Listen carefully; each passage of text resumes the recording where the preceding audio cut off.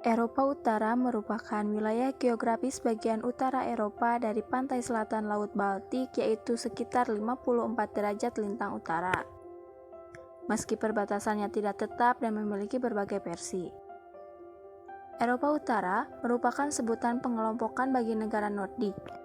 Sebelum abad ke-19, sebutan Nordik atau Utara sering digunakan untuk menyebut Eropa Utara karena meliputi beberapa negara Nordik, Rusia Eropa, negara Baltik, atau yang pada waktu itu Livonia dan Courland, serta Greenland. Eropa Utara memiliki karakteristik yang berbeda dengan wilayah lain, terutama pada daerah yang dilalui oleh garis khatulistiwa. Karakteristik tersebut antara lain Eropa Utara mempunyai iklim yang umumnya dingin pada setiap wilayah, tanahnya kurang berkembang, dan sumber mineral yang sangat terbatas. Yang pertama yaitu ada Swedia. Swedia adalah sebuah negara di bagian Eropa Utara yang berada di semenanjung Skandinavia. Berbatasan dengan Norwegia di bagian barat, Finlandia di bagian timur laut, serta Laut Baltik dan Teluk Bothnia di bagian selatan dan timurnya. Dengan luas 450.295 km persegi, Swedia adalah negara terbesar di Eropa Utara, terbesar kelima di Eropa, dan negara terbesar ke-55 di dunia. Secara astronomis, negara Swedia berada di antara garis lintang 55 derajat sampai 70 derajat lintang utara, dan 11 derajat sampai 25 derajat bujur timur. Untuk indikator kuantitatif dan kualitatifnya, indikator kuantitatif ada jumlah penduduk. Jumlah penduduk dari Swedia pada tahun 2023 sekitar 10 juta sekian juta jiwa. Untuk kepadatan penduduknya, pada tahun 2018 sekitar 25 jiwa per kilometer persegi. Tingkat pertumbuhan penduduk pada tahun 2023 sebesar 0,51% dengan peringkat perbandingan 151. Untuk angka kelahirannya, Swedia memiliki angka kelahiran sebesar 10,8 kelahiran per 1000 penduduk. Sedangkan tingkat kematiannya pada tahun 2023 sekitar 9,5 kematian per 1000 penduduk. Untuk angka harapan hidupnya pada tahun 2017 sebesar 82,31. Untuk angka beban tanggungannya pada tahun 2018 sebesar 60,46%. Sedangkan PDB per kapita pada tahun 2018 sekitar 54.608,36. Nah, teman-teman, indikator kualitasnya ada etos kerja dan pola pikir. Swedia mempunyai budaya yang menempatkan fleksibilitas dan kelincahan kerja sebagai salah satu prinsip utamanya. Telah menetapkan Swedia dan negara Eropa Utara berada pada keseimbangan kerja kehidupan yang positif. Untuk tingkat kesehatannya, sama seperti di negara maju, masyarakat Swedia juga hidupnya lama. Rentan hidup rata-rata orang Swedia yaitu 84,73 tahun untuk wanita dan 81,34 tahun untuk pria. Tentu saja merupakan perkembangan yang positif, namun juga menuntut sistem pelayanan kesehatan dan meningkatkan kebutuhan akan keperawatan manusia. Pemerintahan kota di Swedia berperan ataupun bertanggung jawab atas kesehatan penduduk. Untuk pendidikan dari Swedia, sistem pendidikan Swedia, anak-anak bersekolah setidaknya selama 10 tahun sejak mereka menginjak usia 6 tahun. Sebagaimana diamanatkan oleh Undang-Undang Pendidikan Swedia, fokus selama Swedia pada pendidikan disebut sebagai salah satu penjelasan atas kapasitas inovasi negara tersebut. Untuk tingkat HDI (Human Development Index), Swedia pada tahun 2018 sebesar 0,947 dengan peringkat ke-7 dan kategori sangat tinggi, menunjukkan negara tersebut adalah negara maju. Baik, di sini selanjutnya saya akan menjelaskan tentang Denmark. Denmark terletak di sebelah barat daya dari Swedia dan selatan dari Norwegia di Eropa Utara. Negara ini memiliki perbatasan dengan Jerman sepanjang 68 km dan dikelilingi oleh 7.340 km garis pantai dengan luas wilayah sekitar 43.094 km persegi. Secara geografis, Denmark adalah negara datar dengan sedikit elevasi, memiliki tinggi rata-rata 31 meter di atas permukaan laut. Titik alam tingginya adalah Molehoj dengan ketinggian 170,86 meter.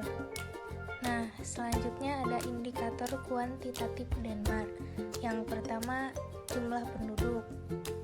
Jumlah penduduk pada tahun 2018 yaitu 5,7974 juta jiwa. Yang kedua ada kepadatan penduduk. Kepadatan penduduk pada tahun 2018 yaitu 138,07 jiwa per kilometer persegi. Yang ketiga ada tingkat pertumbuhan penduduk. Tingkat pertumbuhan penduduk pada tahun 2018 adalah 0,56% dan tingkat pertumbuhan penduduk pada tahun 2023 adalah 0,44%. Yang keempat ada angka kelahiran. Jumlah kelahiran pada tahun 2017 adalah 10,6 kelahiran per 1000 penduduk. Yang kelima ada angka kematian. Kematian pada tahun 2023 adalah 9,6 kematian per 1000 penduduk. Yang keenam ada usia harapan hidup. Usia harapan hidup pada tahun 2017 adalah 81. Yang ketujuh ada angka beban tanggungan. Angka beban tanggungan pada tahun 2018 adalah 56,91%. Nah, yang terakhir ada PDB per kapita. PDB per kapita pada tahun 2018 adalah 61.350,35. Nah, selanjutnya ada Kepulauan Faro. Kepulauan Faro terdiri dari 18 pulau utama dan beberapa pulau kecil lainnya dengan total luas daratan sekitar 1.399 km persegi. Pulau-pulau ini terletak di atas ketinggian rata-rata 300 meter di atas permukaan laut, dengan puncak tertinggi di Gunung Selai Taratindur yang mencapai ketinggian 882 meter. Selanjutnya ada indikator kuantitatif Kepulauan Faro. Yang pertama, jumlah penduduk. Jumlah penduduk pada tahun 2018 yaitu 48.497 jiwa. Yang kedua ada kepadatan penduduk. Kepadatan penduduk pada tahun 2018 yaitu 34,74 jiwa per kilometer persegi. Yang ketiga, tingkat pertumbuhan penduduk. Tingkat pertumbuhan penduduk pada tahun 2018 adalah 0,34%. Yang keempat, kelahiran. Jumlah kelahiran pada tahun 2017 adalah 13,1 kelahiran per 1000 penduduk. Yang kelima ada kematian. Jumlah kematian pada tahun 2023 adalah 9,6 kematian per 1000 penduduk. Yang keenam ada usia harapan hidup. Usia harapan hidup pada tahun 2017 adalah 82,4. Yang terakhir ada PDB per kapita. PDB per kapita pada tahun 2016 adalah 55.822,91. Yang selanjutnya adalah Finlandia. Terletak di antara 60 derajat hingga 70 derajat lintang utara dan 20 derajat hingga 32 derajat bujur timur. Finlandia adalah salah satu negara paling utara di bumi. Di antara ibu kota dunia lainnya, hanya Reykjavik yang lebih utara dari Helsinki. Finlandia adalah negara dengan ribuan danau dan pulau. Ada sekitar 187.000 danau dan 179 pulau. Di samping memiliki banyak danau, landscape-nya juga didominasi oleh hutan pinus dan sedikit tanah subur. Iklim di Finlandia Selatan adalah iklim menengah utara. Di utara Finlandia, terutama di Laplandia dan Finlandia, sebuah iklim subtropik mendominasi. Dikarakterisasi dengan musim dingin yang sangat dingin dan musim panas yang hangat. Selanjutnya ada indikator kuantitatif. Yang pertama yaitu jumlah penduduk dengan 5,51 juta jiwa pada tahun 2018. Yang kedua, kepadatan penduduk dengan 18,16 jiwa per kilometer persegi pada tahun 2018. Yang ketiga adalah tingkat pertumbuhan penduduk yaitu 0,18% pada tahun 2018 dan 0,22% pada tahun 2023. Yang keempat adalah kelahiran. Pada tahun 2017 ada 9,1 jiwa per 1000 penduduk dan 10,3 jiwa per 1000 penduduk pada tahun 2023. Yang kelima yaitu kematian. Pada tahun 2017 ada 9,8 jiwa per 1000 penduduk dan 10,4 jiwa per 1000 penduduk pada tahun 2023. Yang keenam yaitu usia harapan hidup 81,43 pada tahun 2017. Yang ketujuh ada angka beban tanggungan dengan 60,94% pada tahun 2018. Yang terakhir yaitu PDB per kapita dengan 50.152 pada tahun 2018. Selanjutnya ada indikator kualitatif. Yang pertama etos kerja dan pola pikir. Etos kerja dan pola pikir Finlandia dikenal karena konsistensi, ketat, dan ketahanan. Finlandia merupakan negara yang memiliki sistem hukum yang konsisten dan ketat yang mempengaruhi berbagai aspek kehidupan termasuk ekonomi dan kehidupan sehari-hari. Pola pikir Finlandia juga dikenal karena kesetaraan dan investasi pada manusia. Finlandia memiliki sistem pendidikan yang berkualitas tinggi. Yang kedua yaitu tingkat kesehatan. Kesehatan di Finlandia adalah sistem yang sangat terdesentralisasi, 3 tingkat dan didanai oleh publik. Pendanaan fasilitas kesehatan ini berasal dari 2 sumber yaitu pembiayaan kota berdasarkan pajak yang digunakan dan asuransi kesehatan nasional yang dibiayai dengan biaya wajib. Yang ketiga yaitu pendidikan. Kurikulum yang fleksibel diatur oleh Kementerian Pendidikan Finlandia. Pendidikan bersifat wajib untuk anak usia 7 hingga 16 tahun. Setelah sekolah menengah pertama, lulusannya bisa langsung bekerja atau mendaftar ke sekolah dagang atau gimnasium atau sekolah menengah atas. Sekolah dagang menawarkan pendidikan vokasi dan sekitar 40% siswanya memilih jalur ini setelah lulus dari sekolah menengah pertama. Kemudian, Finlandia juga sangat produktif dalam hal penelitian sains. Tahun 2005, Finlandia menempati posisi keempat dalam hal publikasi saintifik. Yang terakhir yaitu HDI. Nilai HDI Finlandia pada tahun 2021 adalah 0,940 yang menempatkan negara ini dalam kategori pembangunan manusia sangat tinggi, menempatkannya pada peringkat 11 dari 191 negara dan wilayahnya. Selanjutnya kondisi sosial budaya. Budaya Finlandia memiliki beberapa sifat khas termasuk budaya sauna yang kuat yang merupakan salah satu dari sisa budaya Finlandia asli. Finlandia juga memiliki budaya yang mengakui keputusan tentang perjanjian utama dan pertanyaan tentang perang dan perdamaian harus disahkan oleh parlemen. Finlandia mempunyai 2 bahasa resmi yang utama yaitu bahasa Finlandia dan Swedia. Bahasa resmi lainnya adalah bahasa Suomi, bahasa Romani, dan bahasa Finlandia Isyarat. Bahasa asing lain yang penting adalah bahasa Rusia dan bahasa Estonia. Litulania. Negara Litulania bernama lengkap Republik Litulania, dengan presiden sebagai kepala negara dan perdana menteri sebagai kepala pemerintah. Negara ini memiliki ibu kota yang bernama Vilnius. Litulania berada di benua Eropa, tepatnya di bagian utara benua Eropa. Negara yang secara geografisnya berada di antara 53 derajat sampai dengan 57 derajat lintang utara dan 21 derajat sampai 27 derajat bujur timur. Negara Litulania memiliki jumlah penduduk sekitar 2,7895 juta jiwa pada tahun 2018 dan kepadatan penduduk sekitar 44,53 jiwa per kilometer pada tahun 2018 serta tingkat pertumbuhan penduduk pada tahun 2018 sekitar minus 1,38% dan minus 1,58% 4,04% pada tahun 2023. Angka kelahiran di Lituania pada tahun 2017 sekitar 1,69 kelahiran per 1000 penduduk dan 9,1 kelahiran per 1000 penduduk pada tahun 2023.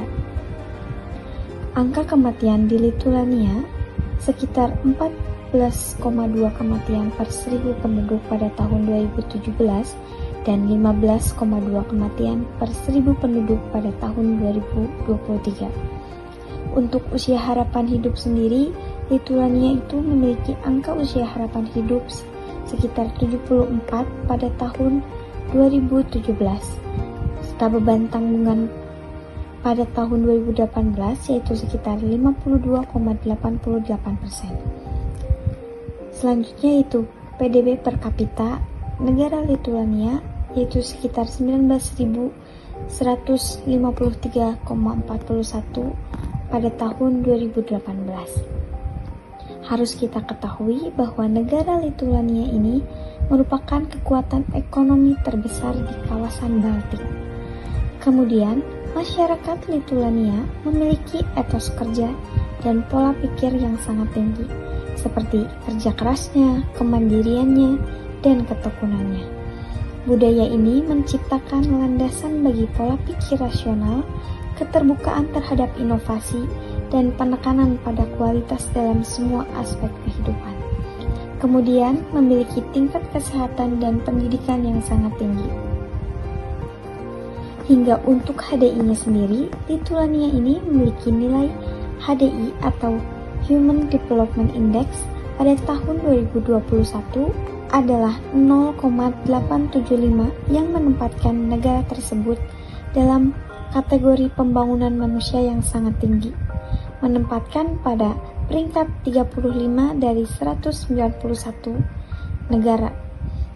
Nah, teman-teman, dari hal yang sudah dijelaskan di atas, dapat kita simpulkan bahwa Lituania ini merupakan salah satu negara maju yang berada di kawasan Eropa Utara. Latvia. Latvia adalah sebuah negara di kawasan Baltik di Eropa Utara. Latvia berbatasan dengan Estonia, Lituania, Rusia, Belarusia, dan Laut Baltik. Negara ini beribu kota di kota Riga, yang juga salah satu kota besar yang ada di Latvia. Sistem pemerintahannya adalah Republik Parlementer, dengan kepala negaranya adalah Presiden dan kepala pemerintahannya adalah Perdana Menteri.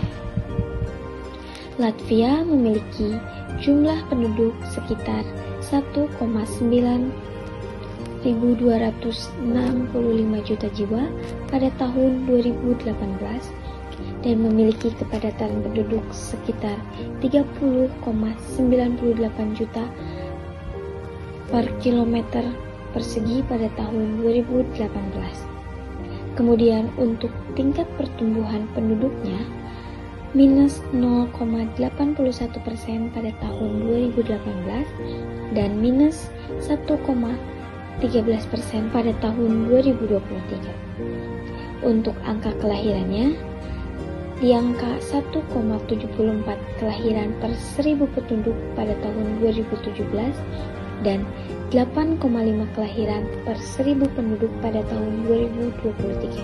Sedangkan untuk angka kematiannya berada di 14,8 kematian per 1000 penduduk pada tahun 2017 dan 14,7 kematian per 1000 penduduk pada tahun 2023. Untuk usia harapan hidupnya, negara Latvia ini memiliki usia harapan hidup sekitar 74 tahun pada tahun 2017.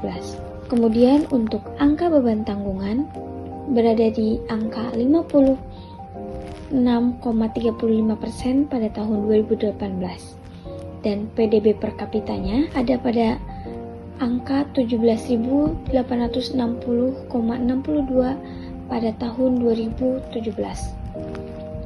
Kemudian Latvia juga masyarakatnya memiliki etos kerja dan pola pikir yang tinggi. Negara Latvia ini memiliki etos kerja yang berbeda dengan negara lain.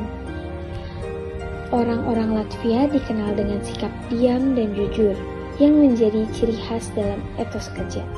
Kemudian, pada dasarnya pola pikir masyarakat di Latvia adalah berbasis pada praktis, efektif, dan berpengaruh pada keanekaragaman hayati, kewirausahaan, dan keberlanjutan. Kemudian, tingkat kesehatan masyarakat yang relatif baik didukung dengan sistem kesehatan yang terstruktur dan kesehatan di antara wilayah urban dan rural. Untuk sistem pendidikan di negara ini dikembangkan berdasarkan tingkatan, mencakup dari tingkatan dasar hingga tingkatan tinggi. Pendidikan dasar di Latvia diwajibkan dan disediakan secara gratis. Sementara tingkat tinggi dapat diakses melalui regulasi tertentu. Untuk nilai Human Development Index atau HDI di Latvia pada tahun 2021 adalah 0,863 yang menetapkan negara ini dalam kategori pembangunan manusia yang sangat tinggi, menempatkan di peringkat 39 dari 191 negara. Dengan aspek yang sudah disebutkan tadi, menjadikan negara Latvia itu salah satu negara maju yang berada di kawasan Eropa Utara. Selanjutnya yaitu Norwegia. Norwegia merupakan sebuah negara yang terletak di semenanjung Skandinavia Eropa Utara dengan ibu kotanya Oslo. Norwegia berbatasan dengan Swedia di timur, Finlandia di timur laut, dan Rusia di timur laut. Wilayahnya mencakup daratan Norwegia dan Kepulauan Svalbard di Arktik serta Kepulauan Jan Mayen di Samudra Arktik. Bentuk pemerintahan di Norwegia adalah monarki konstitusional parlementer dengan sistem demokrasi multipartai. Norwegia memiliki populasi sekitar 5,4 juta jiwa. Bahasa resmi yang digunakan adalah Bokmål Norwegia dan Nynorsk Norwegia, serta mata uang resminya adalah krone Norwegia. Agama mayoritasnya adalah Kristen Protestan. Selanjutnya, negara Norwegia merupakan negara yang beribu kota di Oslo dengan luas wilayah sekitar 385.000 km persegi.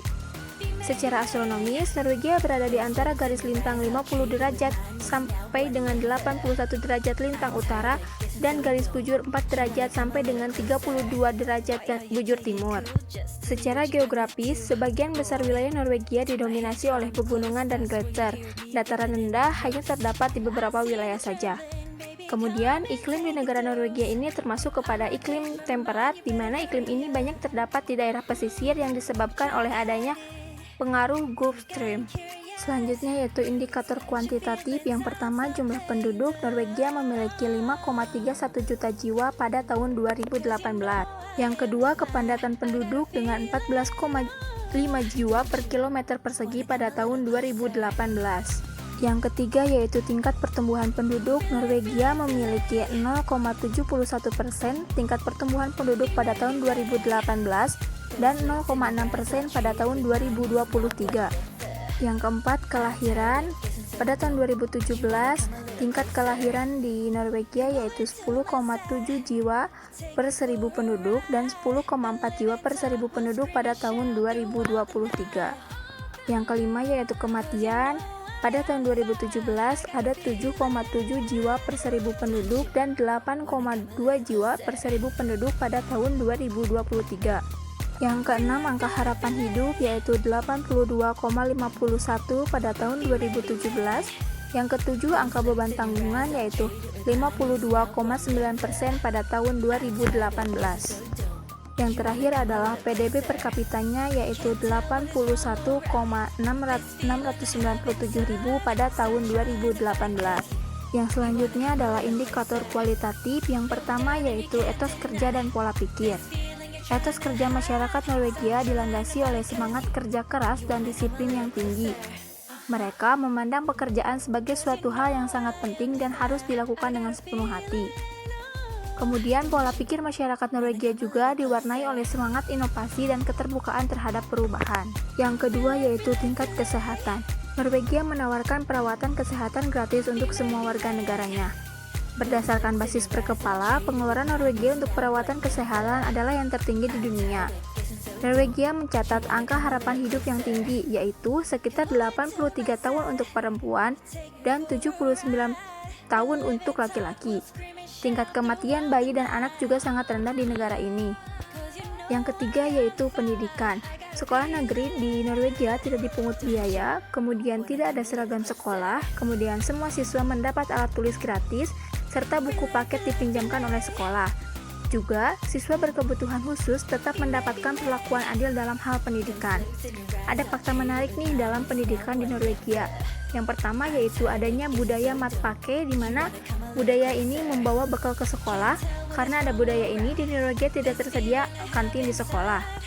Fakta menarik yang kedua yaitu program PADER, program pendampingan untuk siswa kelas 1 SD. Setiap siswa kelas 1 SD akan didampingi oleh siswa kelas 6 selama sekali dalam seminggu. Tujuannya adalah agar siswa kelas 1 SD ini merasa nyaman dan terlindungi di sekolah baru. Selanjutnya ada negara Islandia. Kenapa sih negara Islandia termasuk ke dalam negara maju? Yang kesatu, karena negara Islandia memiliki teknologi canggih yang mencakup pengembangan energi terbarukan dan koneksi internet jalur lebar yang tinggi. Yang kedua, ada angka kematian dan kelahiran rendah. Islandia juga memiliki ciri-ciri unik terkait angka kelahiran dan kematian yang menunjukkan penurunan yang signifikan. Yang ketiga, ada memiliki banyak industri elektronika dan transportasi. Islandia tidak memiliki banyak industri elektronika sendiri, tetapi negara ini bergantung pada impor melalui transportasi laut dan udara untuk bahan bakar, kendaraan, dan barang elektronika. Namun, Islandia juga memiliki infrastruktur transportasi yang signifikan. Yang keempat, ada angka pengangguran sedikit. Berdasarkan data terbaru, tingkat pengangguran di Islandia telah mengalami kenaikan menjadi 4,20%. Yang kelima, ada tingkat KKN rendah. Berdasarkan CPI 2023, Islandia menempati peringkat ke-14 dari 180 negara dengan skor 74 dari 100, yang menunjukkan persepsi terhadap tingkat korupsi yang rendah.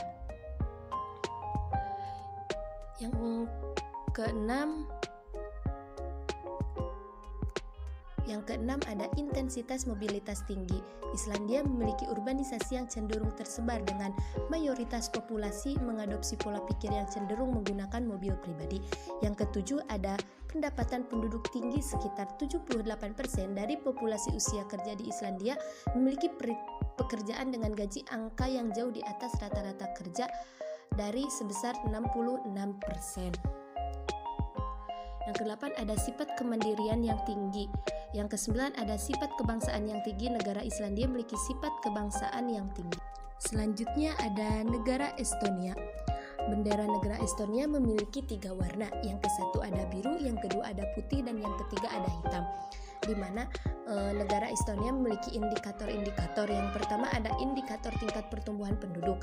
Tingkat pertumbuhan penduduk negara Estonia sebesar 0,27% pada tahun 2018. Hal tersebut dipengaruhi oleh faktor tingkat kelahiran dan tingkat kematian.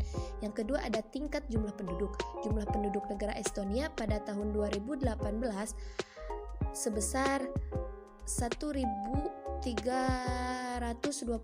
juta jiwa. Yang ketiga ada kepadatan penduduk. Kepadatan penduduk negara Estonia pada tahun 2018 sebesar 30,39 yang dihitung dengan cara orang per kilometer persegi dari luas wilayah. Yang selanjutnya ada harapan hidup. Harapan hidup di negara Estonia pada tahun 2017 yaitu 77 tahun.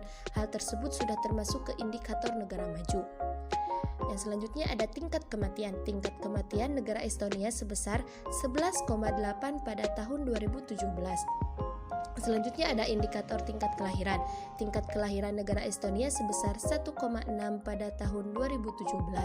Yang terakhir ada indikator PDB, produk domestik bruto. Negara Estonia sebesar 23.266,35 US pada tahun 2018.